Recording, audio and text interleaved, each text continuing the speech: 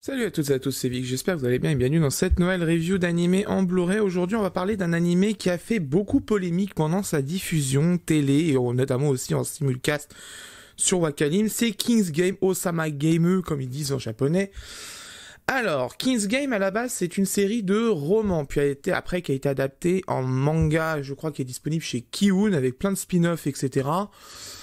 Ça, c'est à vous de voir si ça vous plaît ou plaît pas. Là, on va parler aujourd'hui de l'adaptation animée faite par le studio Seven. Alors, King's Game, c'est le genre d'animé qui, malheureusement, je pense, a été donné aux mauvaises mains au niveau d'un studio d'animation japonaise. Seven n'a pas fait, je pense, un bon travail avec cet animé. Parce que tout simplement, le studio Seven n'est pas connu pour de grosses réalisations. Tout simplement, ils sont plus spécialisés dans les ecchi bas de gamme, les hentai, etc. Et jamais les animés du genre King's Game. Bref, moi je suis pas là pour juger l'œuvre, mais je pense, de mon point de vue, comme d'habitude, que King's Game n'est pas une bonne adaptation d'animé. À mes yeux, je pense que c'est le cas. Donc aujourd'hui, on va parler de l'édition Blu-ray disponible chez Dybex depuis fin du mois. C'est sorti le 20 décembre, je crois, à peu près. Non, c'est sorti le 17 à peu près. 17 décembre. C'est une édition Blu-ray dans un format d'ailleurs assez peu utilisé par Dybex. Format box tout petit, à peu près la même hauteur d'ailleurs que l'édition de Lane, avec une illustration full avec juste le logo King's Game sur le côté, sur le devant. Sur le côté, la mention édition collector. On verra que édition collector est un grand mot sur King's Game. Si la mise au point va bien faire, voilà, merci. Le logo King's Game, la petite illustration pour voir de quelle série on parle, mention Blu-ray, parce que je l'ai pris en édition Blu-ray. Derrière, un flyers, le jeu de la mort commence. Ouh, attention. Donc c'est une intégrale en 12 épisodes de Blu-ray, plus un guidebook de 44 pages, le résumé de la série. La victoire a un prix, le sang de ses amis. Ouh. Quelques captures d'écran, quelques captures de l'animé, les spécifications. Nous sommes sur deux Blu-ray intégral, 12 épisodes, durée 5h30, écran 16 neuvième, donc c'est en 16 neuvième, 1080p haute définition. Par contre, il y a une mention qui est pas bonne, et qui est aussi d'ailleurs la même erreur sur le site d'Anime Store. Le japonais est en AC3, ce n'est pas le cas, il est en PCM lossless, donc sans perte de qualité. Et avec des sous-titres français, pas de VF dessus, parce que de toute façon, vu les scores d'audience chez Wakanim de King's Game et la note qu'il a eue, je pense que c'était pas très utile. Derrière le Flyers, je vous l'enlève, hein, mais il n'y a pas grand-chose, hein, je pense. Oh, j'arrive même pas à l'enlever. Ouh, ils ont mis la dose de colle, hein. Ouh la vache. Ouh. Bah alors, t'arrives pas à te décoller ? Ah, ils ont mis la dose de colle, hein. Oh la vache. Oh. Attendez, j'enlève le reste. Mais c'est bien collé, hein. Oh la vache. Putain, ils ont changé de colle, hein. Oh putain. Ah désolé, mais là, franchement, d'habitude, la colle résiste jamais bien longtemps. Mais alors là, c'est une horreur. Voilà, donc derrière, rien du tout. Juste le logo King's Game, un peu de sang et de graffiti pour montrer que c'est de l'horreur. Ouh là là, on a très peur. Alors, à l'intérieur, nous avons un digipack qui est très joli. Là-dessus, comme pour le box, hein, d'ailleurs, au niveau impression, c'est vraiment de bonne qualité. Hein. Vernis sélectif ici brillant là, vernis sélectif doré ici. Franchement, y a rien à dire, c'est très joli. Mais après... je pense sincèrement que tant d'efforts pour cette série, c'était peut-être pas une bonne idée. Mais après, il y a des fans. Hein. Comme je le dis, hein, moi je trouve que c'était pas une bonne idée. Mais il y a quand même des fans, donc au moins je ferai la review pour ces fans-là. Donc quelques illustrations pour les différents personnages. Bon, c'est sympa. La pression est plutôt bonne, hein, d'ailleurs. On a le résumé des disques, en fonction des disques. On a les noms des épisodes, etc. Et on a du coup les deux disques Blu-ray qui ont une illustration différente, sont rouges avec illustration en line noire, vraiment juste les contours des personnages.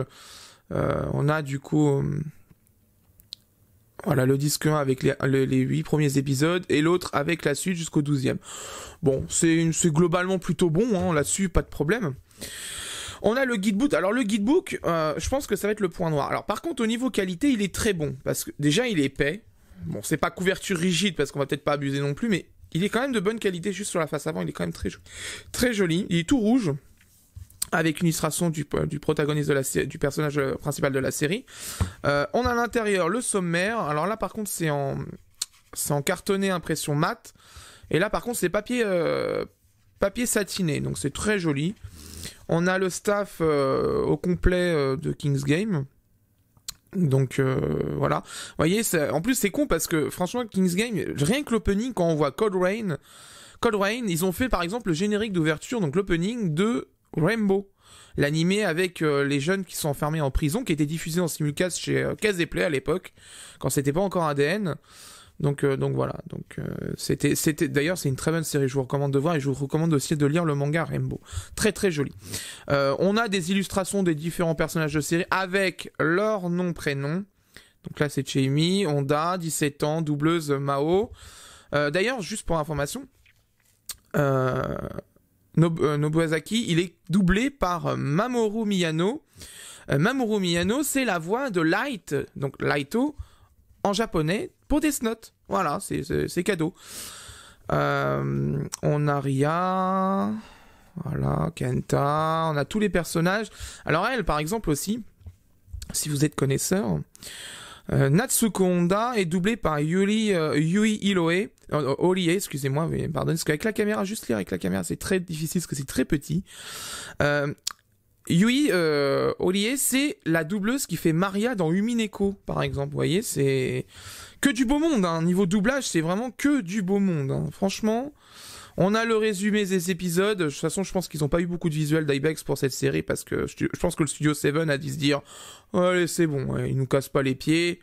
Hein, c'est bon, on a compris, on s'en va, on va se faire petit. » Donc on a un résumé des épisodes, des 12 épisodes, des illustrations, voilà, je pense qu'en plus c'est des captures d'écran de la série, de l'animé, et on a les covers des DVD au Japon. Donc voilà, c'est tout. Donc voilà. Donc je sais, hein, vous allez me dire, oh, c'est faible et tout. Après, il est pas vendu cher le coffret, hein. Je préfère vous prévenir, il est pas vendu cher, 25 € en moyenne, je crois 25-26 € sur Amazon. Je vous mettrai les liens dans la description pour l'acheter de toute façon. Mais on n'est pas là pour faire seulement un unboxing, nous, vous le savez. On est là aussi pour savoir si le travail est de bonne qualité ou non. Parce que si le travail est de mauvaise qualité, jamais je vous conseillerais d'acheter ce genre de Blu-ray. Vous me connaissez, c'est pas mon problème si c'est pas bien de dire n'achetez pas, c'est pas mon problème. Moi, j'ai votre confiance, et pour garder votre confiance, je me dois être franc. Donc comme c'est comme ça, j'enlève la colle pour pouvoir ranger le truc, donc ça me profite pour parler un peu. Donc moi, votre confiance, c'est le plus important. Je préfère dire ce que je pense et ne pas vous induire en erreur sur un achat que vous pourriez regretter et que du coup je perds votre confiance. La confiance que j'ai acquis envers vous est plus importante que tout le reste. Donc voilà, donc on a fait l'unboxing. Maintenant c'est la question de savoir, c'est qu'est-ce que vaut la qualité vidéo de ce Blu-ray. La diffusion simulcast était pas trop mal, un peu compressée quand même sur certaines scènes, mais pas trop mal. Là on est sur un BD Master, un Blu-ray Master, donc vraiment la dernière version. Savoir aussi si la censure est retirée, ça serait important de savoir, parce que je sais que sur l'épisode 9, c'est assez violent la censure quand même, là, ce stade-là, et c'est très moche, donc voilà. Ce sera la question de savoir si ça a été retiré ou pas. Parce qu'il y a certains, je préfère vous prévenir, il y a certaines productions qui ne veulent pas retirer la censure, ou par ordre moral. Par exemple, c'est quelque chose de très choquant qui est lié à l'actualité. Ça peut être souvent le cas. Ça avait fait débat aussi sur School Days à l'époque. Ça peut être aussi un problème de beaucoup trop violent, en fait. C'est pas bon pour le public. Et aussi, ça peut être aussi un problème de popularité de la série. Si la série n'a pas été populaire en général, ils font 2-3 corrections au niveau des problèmes graphiques qu'il y avait sur la série, mais ils ne retirent pas la censure et basta, ils font sortir un Blu-ray pour pérenniser le truc et c'est fini, terminé, on n'en parle plus. Donc voilà, donc je préfère vous le dire. En général, ils retirent la censure. Après, ça peut être le cas sur Kings Game ou non, on verra de toute façon dans la seconde partie de la review. Pour vous, ça sera dans quelques secondes, pour moi, ça sera dans quelques jours. À tout de suite. Bien, après avoir vu Blu-ray, je peux vous donner mon avis. En ce qui concerne la définition, c'est une définition de 1901 par 1080, FPS de 23,76, une compression en H264 via le compresseur X264, et un débit qui avoisine la moyenne d'à peu près 25 mégabits par seconde. Il y a certains pics à 35 voire 40 mégabits de temps en temps, mais en moyenne c'est 25 mégabits par seconde sur l'intégralité de la série. Kings Game est un animé produit en numérique avec les technologies de mastering récentes. La diffusion en simulcast était plutôt correcte d'un point de vue qualité vidéo, avec une bonne compression. Sur le Blu-ray, la qualité d'encodage est vraiment excellente. Pas de color banding, pas de pixelisation, une bonne gestion de la compression dans l'ensemble. Vraiment, l'image est somptueuse là-dessus, il y a zéro défaut dessus. C'est vraiment agréable à voir. L'utilisation du X264 y est pour beaucoup, mais c'est globalement une bonne qualité vidéo sur ce Blu-ray, c'est vraiment très agréable. Un mot sur la version non censurée que certains veulent voir sur Kings Game. Malheureusement, il semble que le comité de production n'a pas souhaité faire une version non censurée sur le Master Blu-ray. L'édition américaine et notre édition française ont donc les mêmes masques noirs sur les décapitations, notamment sur l'épisode 9 de l'animé, et pourtant ce n'est pas faute de nos éditeurs car ils ont bien reçu un Master Blu-ray japonais, parce que Funimation a réussi à avoir par exemple un créditless, c'est-à-dire qu'une version des openings des endings et openings sans les crédits, ce qui est automatiquement du coup issu d'un Blu-ray Master. Il n'y a que pendant cette période on peut les avoir, ces versions textless. Donc c'est vraiment délibéré. Je vous mets une capture d'écran justement de quelqu'un sur Twitter qui a fait les photos pour me les envoyer, et c'est vraiment visible, hein. On voit vraiment la censure de l'épisode 9, il n'y a pas d'ambiguïté là-dessus. La production apparemment n'a pas décidé, n'a pas jugé bon de faire une version non censurée en tout cas. En ce qui concerne le son, là, il n'y a qu'une simple piste VO comme je vous l'ai dit pendant l'unboxing, pas de VF, donc une VO en PCM stéréo 16 bits 48 kHz. Dybex nous propose un son totalement non compressé, ce qui est d'ailleurs devrait être modifié sur la fiche d'Animstore parce qu'elle indique un son compressé en AC3. Sur ce point, pas de surprise, la qualité audio est vraiment supérieure au simulcast. La piste audio est vraiment d'excellente qualité et en plus l'opening par Cold Rain sur un bon casque ou un bon ampli, c'est du miel pour les oreilles. Je vous incite un peu à monter le son quand même. Comme expliqué, du coup voilà, pas de VF, c'est un choix délibéré de Dybex. Je pense que vraiment la série ne mérite pas une VF parce qu'en fait Kings Game n'a pas eu un énorme engouement, on en parlera dans la conclusion, mais c'est pas non plus un engouement phénoménal quand même. Au niveau de la traduction et des sous-titres dans l'ensemble, la lisibilité est parfaite, c'est la même police d'écriture que la majorité des coffrets d'Ibex et d'ailleurs qui est aussi identique au coffret de Blackbox, au coffret de chez AB, chez un certain, parce que c'est le même laboratoire qui produit ces disques. Au niveau de la traduction, c'est celle de Wakanim, elle est bonne dans l'ensemble, vraiment très bonne. J'avais rien à dire sur la diffusion simulcast, je n'ai donc absolument aucune remarque à faire sur cette traduction sur le Blu-ray. Elle est vraiment de très bonne qualité et ravira les personnes qui sont exigeantes en version originale. En conclusion, pour les fans de Kings Game, cette édition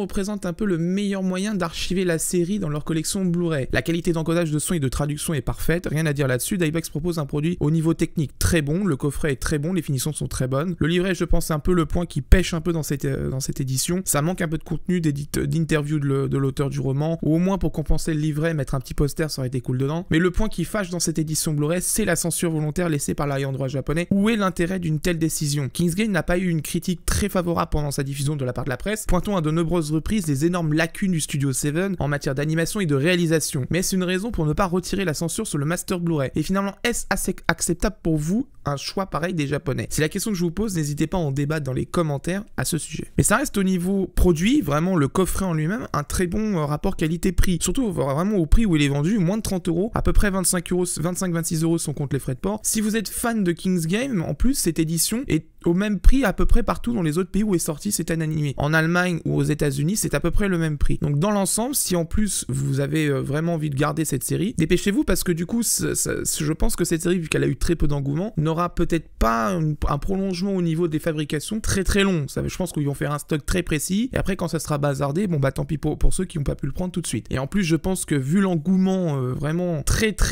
modéré sur la plateforme de Wakanim en SVOD, je pense que si les droits expirent un jour, la série disparaîtra à tout jamais du catalogue et donc du coup le Blu-ray restera accessible pour ceux qui veulent revoir la série. Voilà, c'est la fin de cette review, j'espère qu'elle vous a plu. Prochainement on va voir Violet Evergarden, hein, du coup le coffret est expédié de chez Ozeanim, très bonne news pour moi, on va pouvoir enfin le recevoir. J'ai prévu un très gros setup pour pouvoir faire la review, j'ai préparé du coup les sous-titres de Netflix dans un coin, je vais préparer du coup les sous-titres quand j'aurai reçu le coffret, les sous-titres de Ozeanim sur une autre partie de la vidéo, et j'ai aussi récupéré les sous-titres japonais pour pouvoir du coup analyser tout ça en temps réel et on va pouvoir enfin donner un avis complet sur cette édition Blu-ray de Violet Evergarden qui s'est fait attendre quand même là-dessus. On a attendu très longtemps et j'espère que vraiment qu'Ozeanim ne se plante pas sur le coup et nous propose vraiment un taf de qualité en tout point, aussi bien vidéo, audio, traduction, coffret, tout le tintouin, mais il faut vraiment que ça soit parfait à tous les niveaux parce qu'on l'a vraiment attendu et j'espère que l'attente a été vraiment méritée. Il y aura aussi en prochaine review, alors ce sera peut-être fin décembre, je sais pas encore, ou début d'année prochaine, janvier, mi-janvier, Overlord qui va arriver en review. review, j'ai reçu les coffrets, j'ai commencé à les regarder. Je suis à peu près à la moitié de la série, donc ça devrait plutôt aller vite quand même. Il y a quand même pas mal de choses à dire dessus, donc du coup,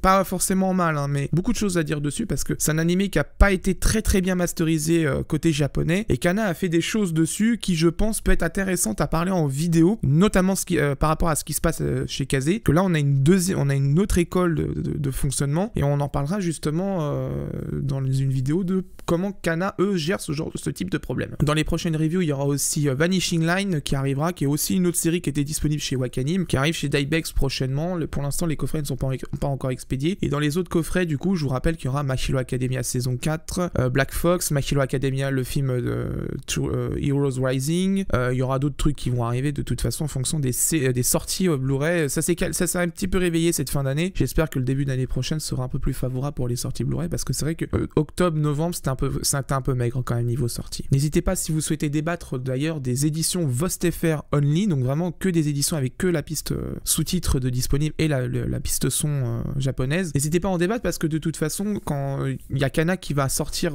début du mois prochain en janvier, Après la pluie, qui est magnifique d'ailleurs, en plus je peux vous dire, Après la pluie c'est vraiment magnifique, ça mérite vraiment une édition Blu-ray. Et ils vont sortir aussi Bloom Into You en édition VostFR Only, qui arrivera du coup au début janvier. On aura l'occasion de parler justement, est-ce que c'est pertinent des éditions VostFR Only? Est-ce que c'est bon pour les gens qui veulent archiver une série pour pas la perdre, qu'elle se perde justement dans les droits SVOD, qui disparaissent du catalogue au bout d'un moment? Parce que Après la pluie par exemple est actuellement chez Amazon Prime. Amazon Prime a un contrat avec Fuji TV pour la case d'animation Noitamina qui est diffusée au Japon, et cette case, justement, les droits, l'accord qui a été fait normalement ne va pas tarder à expirer justement. Donc je pense que là ça va être les derniers moments de visibilité par exemple d'Après la pluie sur la plateforme SVOD d'Amazon, et que du coup le Blu-ray va peut-être être la seule façon de récupérer la série légalement. Donc on verra vraiment à ce moment-là si c'est vraiment bon ce genre d'édition ou pas. Quant à moi, je vous laisse, et d'ici là, portez-vous bien. Ciao.